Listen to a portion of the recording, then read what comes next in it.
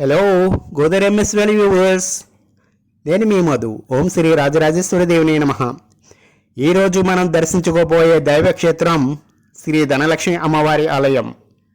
ధనలక్ష్మి అమ్మవారి ఆలయం అనే కన్నా దానమమర్రి అంటేనే ఈ గోదావరి జిల్లాల వాసులకి బాగా తెలుస్తుందేమో. ఈ ఆలయం కేదార్లంకలో ఉంది. రావులపాలెం నుంచి వచ్చే భక్తులైతే కొత్తపేటకి 2.5 కిలోమీటర్ల దూరంలో ఉంది. అయినవిల్లి ఆర్చికి ముందు ఎడమ చేతి వైపు బుడ్డవంతెన మీదుగా ఆలయానికి చేరుకోవచ్చు. ధనలక్ష్మి అమ్మవారికి ఆ పేరు రావడానికి గల కారణం అమ్మవారు మెర్రి చెట్టు కింద 400 సంవత్సరాల క్రితం వెలువడమే. ఈ ఆలయం పచ్చని ప్రకృతి రమణీయమైన అందాలతో ప్రకృతి ప్రేమికులను బాగా ఆకర్షిస్తున్న పర్యాటక ప్రాంతం అని చెప్పవచ్చు. కోరిన కోరికలు నెరవేరిన భక్తులు ఈ ఆలయానికి ఆషాఢ మాసంలో తమ ముడుపులను చెల్లించుకునేందుకు బంధుమిత్రుల సపరివారి సమేతంగా వచ్చి మేకలు కోళ్లను అమ్మవారికి బలిచ్చి ఇక్కడే వండి నైవేద్యం సమర్పించుకుంటారు అమ్మవారికి. కార్తీక మాసంలో అయితే ఈ ఆలయానికి భక్తుల తాకిడి ఎక్కువగానే ఉంటుంది. ఎందుకంటే పిక్నిక్ స్పాట్గా కూడా మంచి పేరున్న ప్రదేశమే.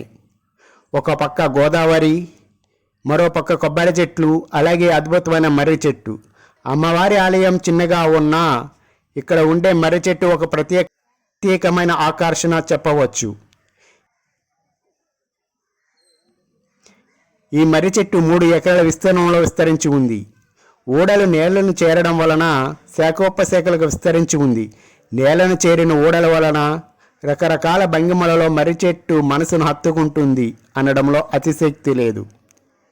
1996లో వచ్చిన తుఫాను కారణంగా మర్రి చెట్టు కొంతమేర దెబ్బతిని మరలా రికవరీ అవుతుంది. ఇప్పుడున్న ఆలయం ఉన్న చోట మర్రి చెట్టు కింద పెద్ద బావి ఉండేది. ఈ బావి దగ్గరే 400 సంవత్సరాల క్రితం అమ్మవారు వెలిశారు.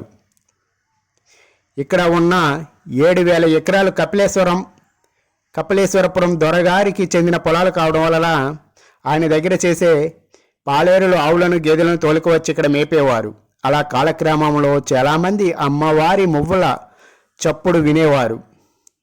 ఒకరోజు అమ్మవారు ఆవులను మేపుతున్న పాలేరునికి కనిపించి, నువ్వు వెళ్ళి మీ దొరగారిని ఇక్కడ పిలుచుకు రమ్మని చెప్పగా, అయితే నేను వచ్చే వరకు ఈ ఆవులని బావిలో పడకుండా చూడమని చెప్పి, దొరగారు వచ్చే వరకు నువ్వు ఎక్కడికి వెళ్ళకూడదని మాట తీసుకుని పిలవడానికి వెళ్ళి గ్రామంలో దొరగారికి బ్రాహ్మణులకి అందరికీ చెప్పగా, బ్రాహ్మణులు దొరగారు వెళితే అమ్మవారు వెళ్ళిపోతారని చెప్పి దొరగారిని వెళ్లకుండా ఆపి అమ్మవారిని అక్కడ ఉండేలా చేశారు. దొరగారు ఎంతకి రాకపోవడంతో అమ్మవారు శిలారూపంలో వెలిసి పూజలు అందుకుంటూ కోరిన కోరికలు తీరుస్తూ భక్తుల పాలిటి కొంగు బంగారమై విరసిల్లుతున్నారు. అమ్మవారు వెలిసిన నిజరూప ప్రతిమ అమ్మవారి విగ్రహానికి పక్కన ఉంటుంది. అమ్మవారి చీర కట్టడం వలన ఆ విగ్రహం మనకు డైరెక్ట్గా కనిపించదు. చూడాలనుకున్న వారు లోపలికి వెళ్ళి అమ్మవారికి శారీని ఇలా పక్కకి నెట్టి చూస్తే మనకి ఒరిజినల్ విగ్రహం కనిపిస్తుంది. నాతో పాటు మీరందరూ కూడా ధనలక్ష్మి అమ్మవారి ఆలయం దర్శించుకున్నారు అని, ఆమె అనుగ్రహం కలిగిందని ఆశిస్తూ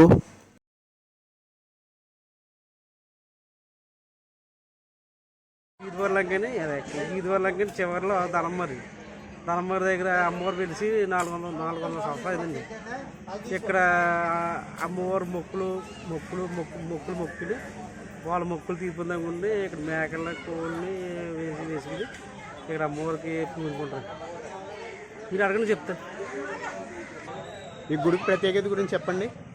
ఈ గుడి ప్రత్యేకత అంటే మామూలుగా ఈ అమ్మవారు ఆదివారం మంగళవారం వచ్చి అమ్మవారికి పూజలు తీసుకుంటారండి. ఇక్కడ ఈ అమ్మవారు పిలిచి 400 సంవత్సరాలు చెప్పండి. మీరు అడగండి. ఈ గుడి ఎలా బయటపడింది, ఎలా తెలిసింది జనాలకి గుడి గురించి? కపిలేశ్వరం జమీందారు గారని వాళ్ళ స్థలం అండి. వాళ్ళు ముందు పూజించారండి. ఒక పెద్ద ఆయన కానీ ఒకడు పూజించారండి. అప్పుడు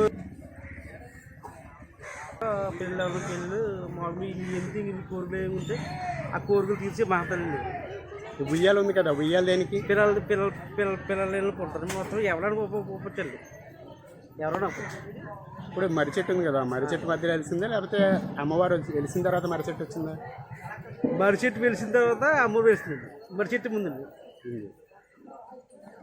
చిన్న అమ్మాయి ఉంటుంది చూడండి, చిన్న అమ్మాయిలా వెలిసింది. చిన్న అమ్మాయిలా ఒక అతనికి కనిపించింది, ఇక్కడ ఉండిపోతుంది మాట కనిపించింది. ఆయన కనిపించింది అమ్మవారు పూజించబడింది.